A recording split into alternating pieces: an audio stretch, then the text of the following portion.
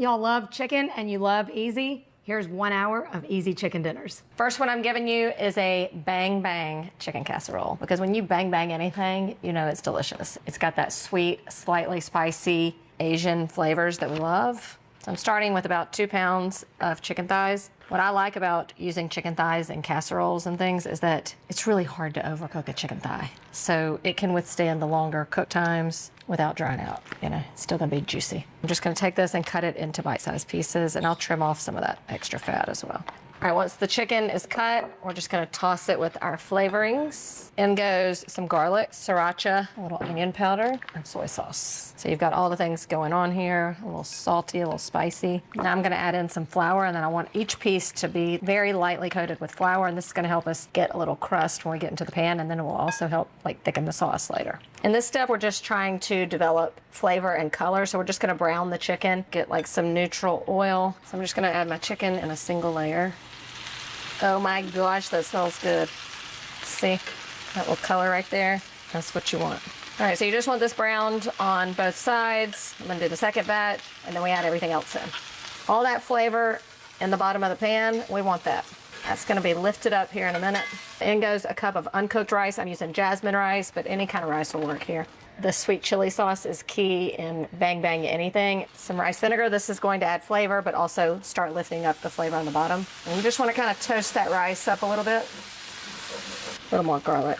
A little soy sauce. Then you need 2 cups of chicken broth. This can is almost 2 cups, so I'll just do this in a little water. When you add in your liquid, this is when you want to scrape the bottom of your pan and really lift up those flavors. And then in goes our chicken, along with any juices. All right, that's it. I'm gonna turn off the heat and cover it. You can just use foil, or if you have an oven-proof lid, you can do that. And then it goes into the oven 375 until all that rice has absorbed the liquid, so it takes about like 20 to 25 minutes. For the bang bang sauce, this is the best part about the bang bang chicken, shrimp, anything. Base of it is mayonnaise, more of our sweet chili sauce, a little bit of sriracha, splash of the rice vinegar, and that's your bang bang sauce. Very easy. All right, then we're just gonna drizzle this over the top of our casserole with some green onions. It's about to come out and dinner is going to be served. I wish you could smell it.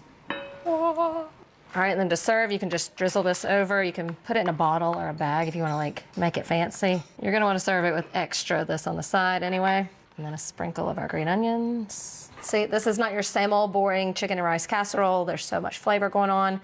Just a new way to serve up some inexpensive chicken thighs. Let me taste it, make sure it's not poisonous. That rice went in white and it came out with a lot of color. That's a lot of flavor absorbed into those little grains. It's like a flavor explosion. You get creamy, you get crunchy, you get sweet and spicy. Chicken is cooked to perfection, and so is the rice. Your whole family will love this, and it's also nice enough to serve company as far as I'm concerned. This one is a little blast from the past. This is the viral chicken cobbler using the Cheddar Bay biscuit mix. This is like the easiest chicken pot pie you've ever had, and also like way better. This does use like cooked shredded chicken breast. I like the chicken breast. You can just use rotisserie chicken. You can use chicken thighs here, but the whole casserole has very few ingredients, so it stays within budget even using chicken breast. So start out with a 9x13 and you drop a stick of butter in it. And I'm gonna get that in the oven. It's preheating at 375 while we get everything else ready. So this happens like in layers. It's like a savory version of a dump cake. It's like instead of cake mix, we're using this. It goes into a bowl along with the spice packet that it comes with. I'm just gonna mix up this with just milk. It's one of those things like as you're making it, you're thinking, I don't know if that's gonna work. Trust. And then in another bowl, cream of chicken and chicken stock. Because you gotta have this ready. Not the prettiest thing you've seen, okay? I get it. Butter's melted in our hot pan. Now we just layer everything in, starting with the chicken. You just put that straight over the butter. I make a big batch of chicken whenever it's on sale, or like if I go to Costco and get, the chicken in bulk. And I just cook a bunch of it and then keep cooked chicken in my freezer. It's a lifesaver and a money saver. All right, so right on top of the chicken goes our mixed veggies. Spread right over.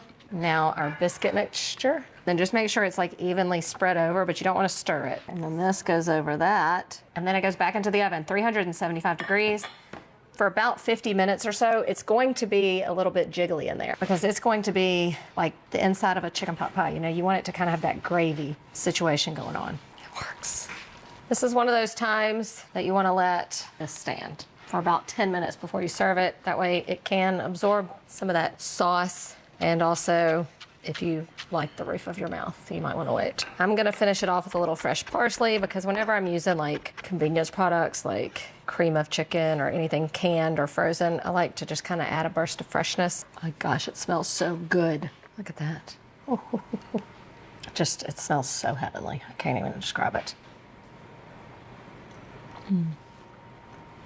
This is like just a warm hug, wrapping you up and holding you so tight. The only thing missing right now is my pajamas. The way the sauce came together and made like the perfect gravy is just unmatched, and the cheddar bay biscuit topping is where it's at. It's so like soft. It's kind of like chicken pot pie meets chicken and dumplings in casserole form. 12 out of 10. Make it. You know, whenever I give you like a week's worth of meals like I'm doing today, I always have to include something for that Taco Tuesday. This is a chicken enchilada casserole, but not your typical one. I'm using ground chicken for this because that's what the recipe called for, but also, if you're looking to save money, ground chicken is the way to go. I also realized this is not authentic, traditional enchiladas, but it's what we're calling it. And it fits in a casserole dish, so it works. These are like creamy enchiladas, which I happen to love. So they're like creamy on the inside, but they still have that red enchilada sauce with all the smoky flavor. And definitely taking shortcuts for this one because not only did I promise you affordable, but I also promised you easy. Of those shortcuts, things like pre-made enchilada sauce, taco seasoning, however, we have everything in our spice cabinet to make our own, and cream of, because you can't spell chicken casseroles without cream of. All right, so I'm using a nonstick skillet and I'm adding in a little oil. Our chicken is super lean, so it might have a little more of a tendency to stick in here. I like to give my onion about a minute head start before I go in with my meat. The onion's going, now down with our chicken. I'm gonna break this up and then cook it till it's all browned, and then I'll go in with my taco seasoning. Unlike ground beef, this isn't gonna get like super dark. That is when your spices come in handy. In goes our taco seasoning, and then I'm gonna deglaze the pan with a little bit of water, scrape up all the flavor in the pan. And once that water evaporates out a little bit, we'll stir in the rest. All right, I've got half a block of cream cheese going in. Let that melt, and then in with our cream of chicken. And once that's all melted, then I'm gonna stir in a little sour cream. This is my favorite kind of casserole. Well, I just love casseroles in general, let's be honest. Final step is to stir in a little sour cream, and then we roll it up. All right, grab a casserole dish. This is a good one to like make to bring to somebody's house because you can get it fully made at this point and then freeze it and just save it for when you're ready. You're gonna take some enchilada sauce and pour it in the bottom of your casserole dish. Inexpensive flour tortillas, scoop your filling, roll it up, and then you're gonna place it seam side down in the baking dish. This makes more than you think it's gonna make. If you have any leftover filling, it's good as a dip. I just put it in a casserole dish, add in some cheese, serve it with some tortilla chips. Thank me later. I'm gonna pour the rest of the enchilada sauce over. I'm gonna cover it with foil, bake it for about 35 to 40 minutes, and then I'll uncover it, sprinkle on some cheese, and go back in. Oh my gosh, this smells so good. That's some bubbly goodness right there. You can top this however you want. I'm going in with green onions and fresh jalapeno. However, we gotta let it sit for about 10 minutes before we can dig in. Oh yeah.